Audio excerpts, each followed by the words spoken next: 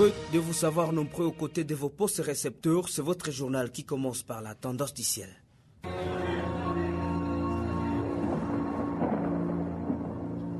Oasis, la météo.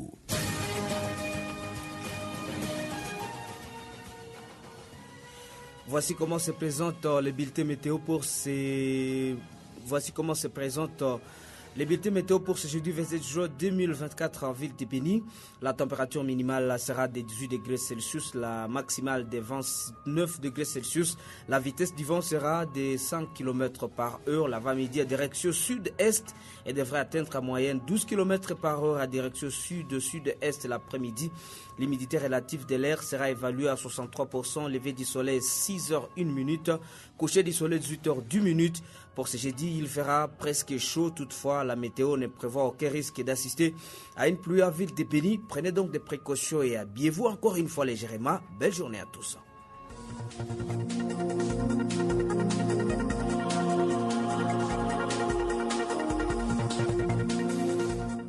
Au sommaire, cette édition des formations et sécurité urbaine à Béni, 2 présumés bandits ont été neutralisés par un élément FARDC. La nuit du mardi à ce mercredi au quartier Maboulio, c'était pendant que ces malfrats troublaient la quiétude de la paisible population selon les sources sécuritaires. Remise officielle à l'État congolais ce mercredi de l'infirmerie construite par la MONUSCO à la prison centrale de Kangbaï. La construction de cet ouvrage vise à sauver des vies humaines des détenus. Une accalmie s'observe dans la commune de Kanyabayonga, territoire de Lubero, depuis ce mardi. Cela fait suite à une trêve sur différentes lignes de front à plus de 15 km au sud de cette commune. Nous en parlerons tout à l'heure de cette édition d'information. Tels sont les titres qui vous seront tout à l'heure développés. Au micro pour la présentation, Roger Kambaleka Koulirai. Roger Moutoukalo à la prise des soins et la mise en onde. Bienvenue. Jeune, ton avenir est plein d'espoir. Mais une seconde de plaisir sexuel peut le gâcher à jamais. Sois sage. Merci à vous tous de nous recevoir chez vous. Je l'ai dit à titre, la prison centrale de Béni Kangbaï vient d'être dotée d'une infirmerie par la MONUSCO pour les soins des détenus. La remise officielle de cet ouvrage avec élan de médicaments à l'État congolais est intervenue ce mercredi 26 juin 2024. C'est un reportage de Jires Kassongo rendu par Biao Matsungani. Le bâtiment de cette infirmerie a été construit sur le fonds propre de la MONUSCO à hauteur de plus de 21 000 $ américains, selon l'entreprise qui a exécuté les travaux. Josia Oba, chef de bureau de la MONUSCO à Béni, indique que la construction de cette infirmerie entre dans le cadre des projets de pacte rapide. La MONUSCO a jugé utile de venir en appui aux autorités dans beaucoup de domaines. Le directeur vient de parler des conditions de détention et les défis qu'on a et nous, ça sont les choses qu'on n'ignore pas. D'habitude, on fait les visites et reçoivent les rapports. Le maire de la ville de Béni, le commissaire supérieur principal Nyofondo Teko Dal Jacob, qui a réceptionné cet ouvrage avec quelques médicaments, a remercié de vive voix la MONUSCO pour cet ouvrage qui vise à sauver les vies des détenus. Pour sa part, le docteur Emouira Robert, médecin responsable de la prison centrale de Béni Kangbaï, la construction de cette infirmerie, qui est aussi dotée de laboratoires, vient de répondre à un besoin ressenti de cette maison carcérale. Il parle d'au moins 40 détenus qui ont besoin de soins chaque jour. La prise en charge était presque rudimentaire parce qu'il n'y avait pas une infrastructure appropriée pour prendre en charge les détenus. Ça vient résoudre un problème réel. Il n'y a pas moins de 40 détenus à avoir par jour. Oui, le message il est clair, c'est un message de remerciement. Disons merci à la MONUSCO. Initialement construite pour 250 personnes, la prison centrale de Béni Kangbaï regorge actuellement plus de 1000 détenus qui parfois sont frappés par la malnutrition. Bihawa Matsongani, sur les antennes de la radio Oasis, 2 présumés bandits ont été tués par un élément FARDC la nuit de mardi au mercredi 26 juin à Mabolio, en ville de Béni. En âge majeur, ces présumés bandits criminels étaient porteurs d'armes blanches sur des sources sécuritaires. D'après la police nationale congolaise en ville de Béni, ces 2 hommes ont été neutralisés pendant qu'ils troublaient la quiétude de la paisible population. Nous vous proposons d'écouter Nasson Mourara Katembo, porte-parole de la PNC ville de Béni. Sur l'avenue Kihata, où ils ont voulu faire des dégâts au domicile d'un habitant à Plans. Et ils ont été surpris par des coups de balles tirés par un militaire, commis à la garde d'un officier de l'armée sur même avenue. Et 2 sont tombés. Après avoir constaté cela, les corps ont été levés sur ordre de l'officier du ministère public habilité jusqu'à la mort de l'hôpital. En attendant, nous avons amorcé déjà les enquêtes pour connaître les identités de ces 2 jeunes voleurs. Néanmoins, d'autres qui détenaient les armes à feu ont pris fuite. Et à chaque fois, lorsqu'il y a des cas qui sont signalés de sécurité, il faut toujours que cette population nous alerte à temps opportun. C'était la Nason Mourara Katembo, le porte-parole de la police nationale congolaise en ville de Béni. Au total, 4 enfants, dont 2 garçons, ne font plus signe de vie depuis lundi 24 juin 2024 dernier. Ces derniers ont été portés disparus pendant qu'ils quittaient Boutou pour Cantine dans le groupement Basso Amadi où ils avaient pris refuge après des attaques des ADF dans leur village. Selon les témoignages de leur mère biologique, les enfants ont été embarqués sur une moto qui devait les déposer au village de Mabalako. Kavera Gisèle Voussoke, qui alerte, indique que les enfants accompagnés de leurs colis d'habits sont jusqu'à présent introuvables. Je vous propose de l'écouter. Nous avions fui à Boutoué. Quand la situation s'est améliorée, nous avions décidé de rentrer à la maison. Nous avons envoyé les enfants avec un motard parce qu'on n'avait pas assez d'argent. Nous avons dit au motard d'amener les enfants à Mabalako au niveau des Trascom à Kamaoumé. Nous sommes venus en pied jusqu'à Kiaviso pour récupérer nos objets que nous avions laissés. Nous avons pris taxi et nous sommes passés au lieu indiqué, mais les enfants n'étaient pas là. Les habitants ont dit d'aller vérifier à Cantine chez leur grand-père. Nous y sommes arrivés mardi, mais les enfants n'étaient pas là. Jusque maintenant, on ne sait pas où ils se trouvent. Vraiment, nous demandons à ce motard de nous ramener les enfants. Nous avons circulé partout. Il peut amener ici à Kamaoumé, soit ici au parking des motards. Toujours dans ce chapitre, une fillette de 7 ans a été victime des cas de viol cette semaine au poste frontalier de Kassindi. Nous sommes à territoire de Béni. L'auteur du viol était père de famille. Il aurait profité de l'absence de ses parents pour concrétiser cet acte. Ce présumé violeur est déjà aux arrêts. Celui-ci a été arrêté la journée de ce mercredi 26 juin au quartier Congo-Yassika par la police en collaboration avec la population locale. On écoute le numéro 1 de la police à Kassindi, le commissaire principal Kassereka Kambere Claude, au micro de la radio Oasis. Il y a une fillette de 7 ans qui était violée par une main, appréhendée par... Malheureusement, la personne ne parle pas, il est vraiment fermé. Au lieu de parler, il ne répond même pas, on ne comprend pas pourquoi. La fille est à l'hôpital, pour les choses associées aussi, plus que la fille a encore 7 ans. Et avec 7 ans, la personne a pénétré vraiment. On a laissé la victime d'abord à l'hôpital avec sa famille. La personne sera acheminée à la prison. Il doit être conséquent de ce qu'il a fait. Le commissaire principal Kassereka Mumbere Claude, qui était au micro de la radio Oasis Congo FM TV. À ville de Boutembo, le nombre de veuves et veuves augmente du jour au jour dans cette ville. Le constat a été fait par la Fédération des femmes protestantes ce mercredi 26 juin 2024. Selon Mme Zawadi Mangolopa, présidente de cette fédération, le gouvernement congolais devrait restaurer la paix à l'est du pays car la sécurité reste la cause principale de cette augmentation de veuves dans la ville de Boutembo. Une correspondance d'Nzangos Mouvissoa. Pour Mme Zawadi Mangolopa, numéro 1 de cette fédération ville de Boutembo, le nombre de veuves augmente du jour au lendemain dans la région faute de sécurité. Bien que la veuve doit jouer le rôle de collaborer avec les forces régulières du pays, ajoute-t-elle, le gouvernement congolais doit peser de tout son poids pour faire la sécurité son cheval de bataille. Et vous allez constater qu'il y a accroissement des suicides à cause de ces problèmes. Avant de dire aux veuves de travailler ou bien de s'impliquer pour la sécurité, nous nous sommes adressés d'abord au gouvernement. En voyant les problèmes que nous traversons, la guerre du M23, ADF Nalu, et ainsi de suite, nous les avons dit de voir comment ils doivent arrêter cette guerre, puisque c'est avec cette guerre qu'il y a multiplicité de veuves et des orphelins. Mais de leur côté aussi, nous les avons dit d'être calmes et de se confier à Dieu. Puisqu'ils ont leur Dieu, qui leur dit qu'il est leur défenseur et il va s'occuper des orphelins. Alors, avec ça, nous les avons dit d'être calmes et de ne pas se rebeller, puisqu'il y a d'autres orphelins qui se sont rebellés sont agressifs à cause des déceptions ou bien des souffrances qu'ils traversent. Butembo, Nzankoso Moviswa, Oasis Konko, Béni. Merci beaucoup Nzangos pour ce reportage. La journée internationale pour le soutien aux victimes de la torture se célèbre ce mercredi 26 juin. La coordination du réseau pour le droit de l'homme RIDO aux villes de Butembo a profité pour appeler toutes les victimes de torture à ne pas se limiter à dénoncer mais aussi à déposer une plainte contre l'auteur des tortures. C'est là dans le but de décourager ceux qui se donnent les luxes de torturer des détenus dans des cachots et prisons à travers la région.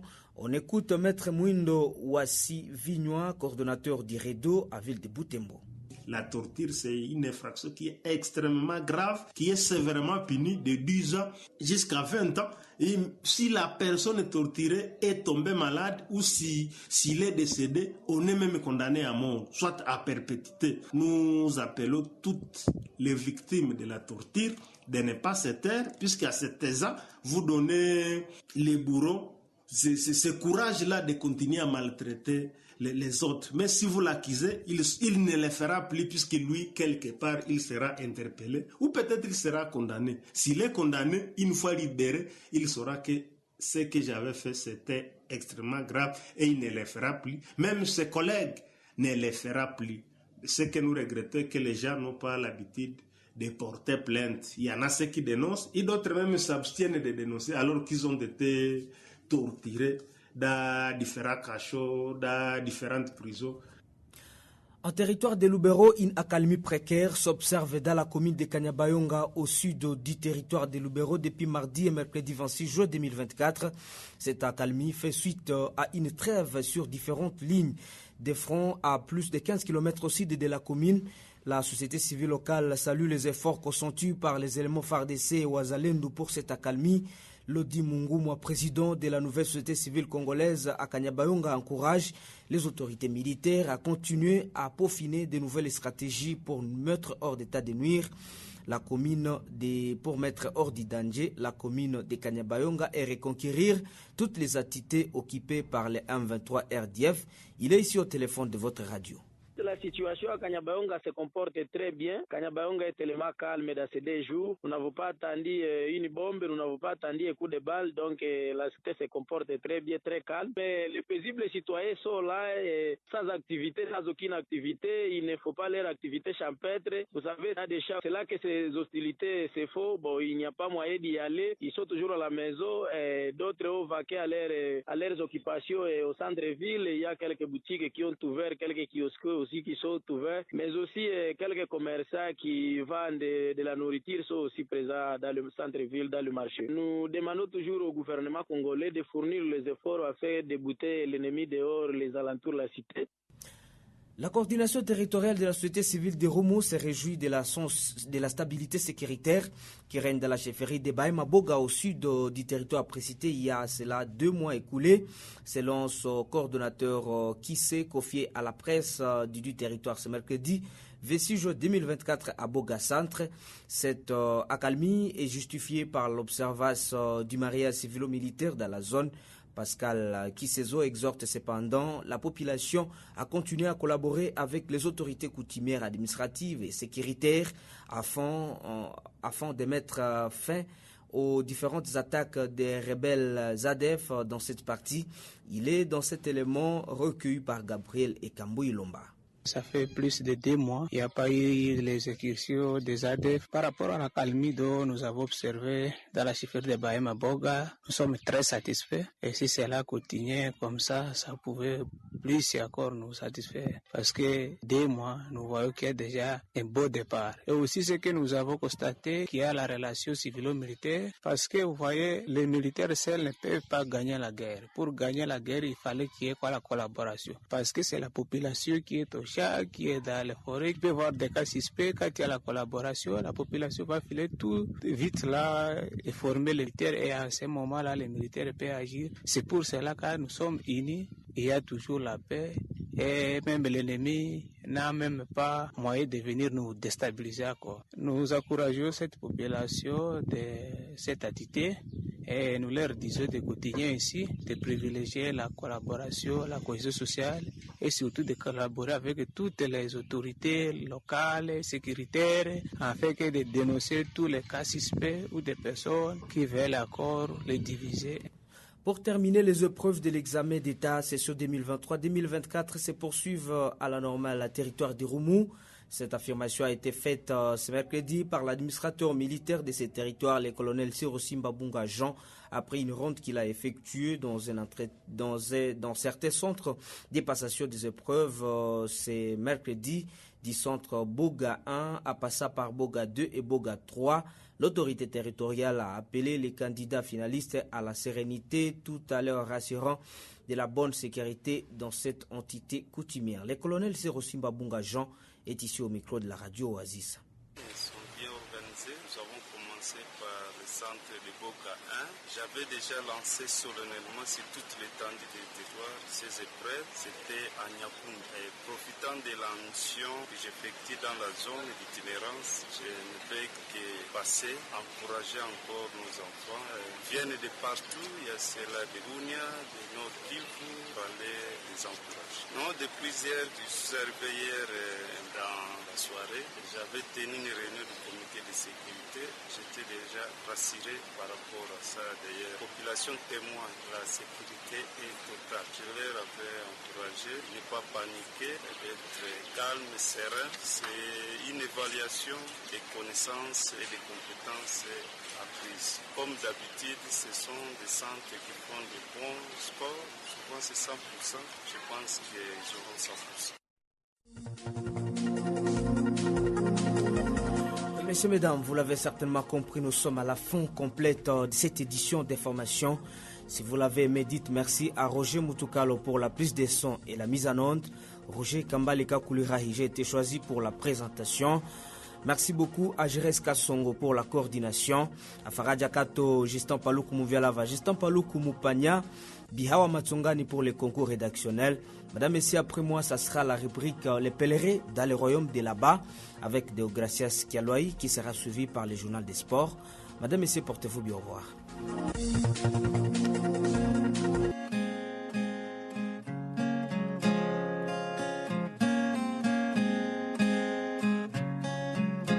Le test national pour les finalistes des humanités au royaume de là-bas. Tellement que notre royaume est si grand, il y a plusieurs régions, une trentaine au total. La région du Haut-Ougali, Bas-Ouali, Banane centrale, orientale, septentrionale, Mort, Kikuyu, Maasai Sud, la liste est vraiment longue. Les élèves finalistes des humanités passent une épreuve standardisée sur toute l'étendue du royaume pour obtenir leur baccalauréat. Mais ce qui surprend le pèlerin à plein pèlerinage, c'est le mode de correction et donc de proclamation.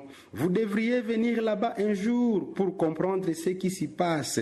Imaginez dans un même royaume, une même épreuve standardisée, disais-je, pour toute une cohorte de jeunes gens.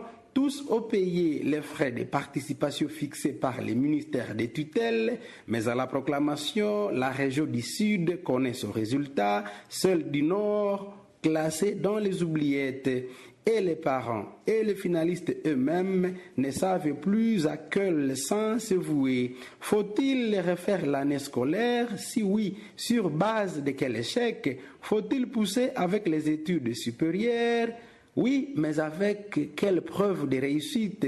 Et les représentants du peuple et les commissaires spéciaux, personne n'en parle, personne n'ose poser la question. C'est un flou artistique. Au royaume de là-bas, les citoyens ont des devoirs, oui, mais lorsqu'il s'agit des droits, seuls les évolués, appelés d'ailleurs les yeux et les oreilles du roi, sont à mesure d'indiquer quel genre de droits les citoyens ont. Dans un même royaume, avec un même ministère, proclamer les uns et oublier les autres est proche du traitement inhumain, sinon dégradant. Les gouvernants du royaume de là-bas attendent donc qu'il y ait marche de colère des finalistes oubliés ou non classés pour résoudre la question. Malheureusement, en cas de manifestations réclamant certains droits élémentaires d'ailleurs, la répression est sanglante au royaume de là-bas. De passage, il nous a été soufflé à l'oreille gauche que même les bulletins de cette année-là n'ont pas été imprimés. Pourtant, les apprenants ont payé cash dans la branche des frais divers. Au royaume de là-bas, les enfants naissent dans l'injustice, grandissent dans l'injustice et devenant adultes, ils pérennisent l'injustice dans leur propre nation. Attention avec c'est l'avant-plan du penalty impressionnant sur Petit Festival. Fente suivi d'un crochet magistral. Mbappé qui accélère. Il s'est cherché la fenêtre du tir peut-être. Mais c'est là ça comptait sur ces jaillissements de la défense adverse. Attention avec ses tacles autoritaires. Plus de la faute en pleine surface de vérité. Il y aura bel et bien penalty. Penalty. L'arbitre qui va indiquer le point de pénalty. L'attention avec la couleur du carton, c'est le rouge. Il va prendre ce petit bistol. Oasis pour mauvais jet. Oasis Sport. Oasis Sport. Oasis Sport. Oasis Sport. Heureux de vous avoir, nombreux auditeurs passionnés des sports. Venez de le constater, nous offrons ce journal des sports ici à Ville de Béni, où ce jeudi et vendredi, des matchs amicaux sont prévus entre les FC Mayamoto de Kangaimbi et les FC Rayo Sport de Mavivi. Les rencontres auront lié à Mavivi dans le but de préparation pour la saison prochaine. Les FC Mayamoto qui évolue en première division de la ville de Béni affrontera le FC Rayo Sport qui n'a jamais participé à cette compétition, malgré l'inexpérience du Rayon Sport dans cette première division de Béni. L'équipe jouera devant son public, ce qui promet une ambiance électrisante pour ces deux matchs amicaux. Ces deux rencontres amicales seront l'occasion pour les FC Mayamoto de se mesurer à une équipe locale et de peaufiner sa préparation en vue de la saison prochaine. Pour les FC Rayon Sport, ces matchs représenteront un défi de taille face à une équipe de première division, mais jouer à domicile devrait leur apporter un soutien précieux de la part de leurs supporters. Les deux équipes chercheront à tester leur stratégie et à renforcer leur cohésion. L'équipe d'équipe avant le début des compétitions officielles. L'enjeu de ces deux matchs amicaux est donc va au-delà du simple résultat, car c'est l'occasion pour les deux formations de progresser et de se préparer physiquement et également mentalement pour la saison à venir.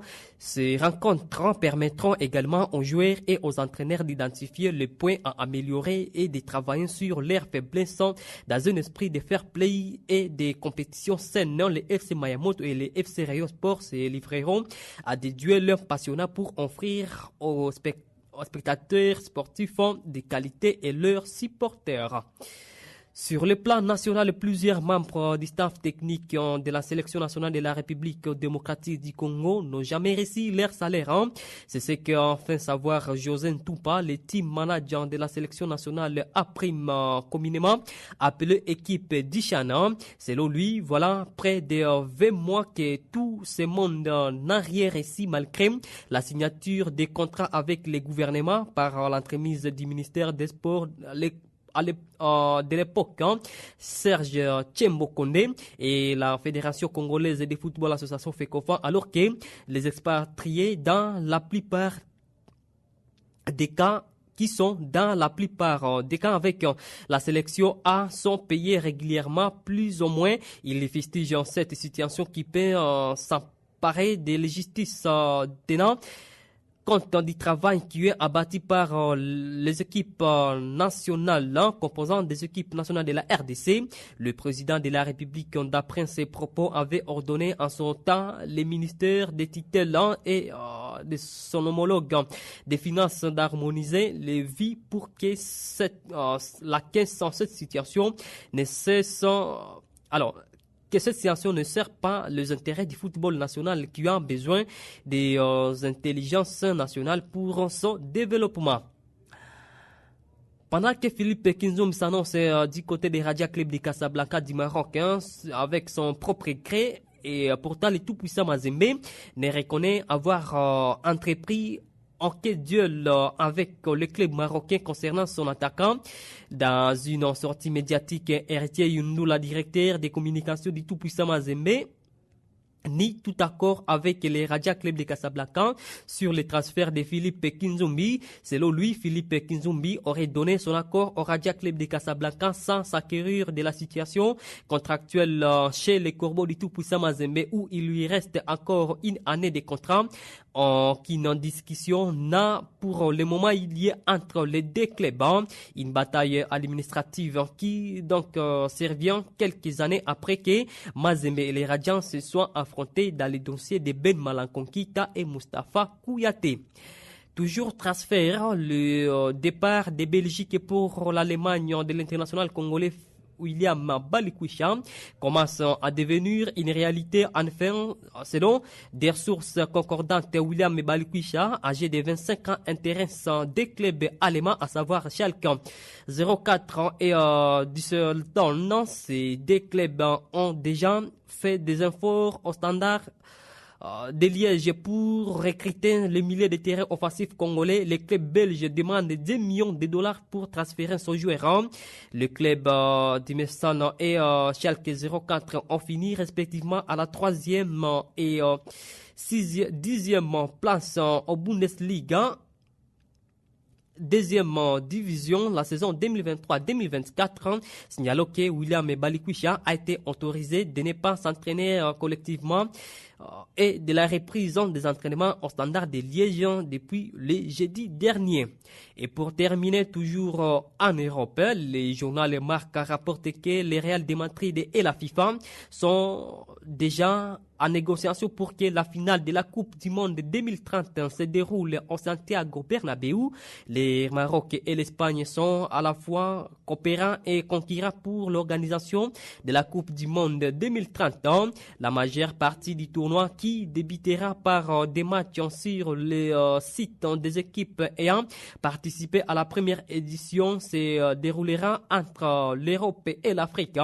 Mais les liens de la finale, l'épreuve la plus alors convoitée, n'est pas encore connu. Le plan initial était donc évident. Les nouveaux Santiago Bernabéu, cependant, au fil du mois, l'option d'organiser les matchs de Casablanca a pris de l'ampleur face aux controverses qui ont éclaté avec la Fédération royale espagnole de football. Le Benson et de Luis Rubiales avec Jenny Ormenos a démissionné. La nomination d'une équipe dirigeante d'émergence du Petro. Le quotidien Marca rapporte que le Real de Madrid est déjà en négociation avec la FIFA pour devenir le siège du tournoi dans le 10 ans. Les principaux points d'achoppement des négociations et la mise à disposition du site de Santiago Bernabéu pour la finale du mondial 2030. Amis sportifs, nous sommes au terme de ce journal des sports. Je vous en servi. Barakamba kwa Blessing. Merci à vous de l'avoir suivi. Merci d'avoir écouté ce journal. Vous pouvez le réécouter en visitant notre site internet www.radiooasis.cd. Jeune, ton avenir est plein d'espoir. Mais une seconde de plaisir sexuel peut le gâcher à jamais. Sois sage.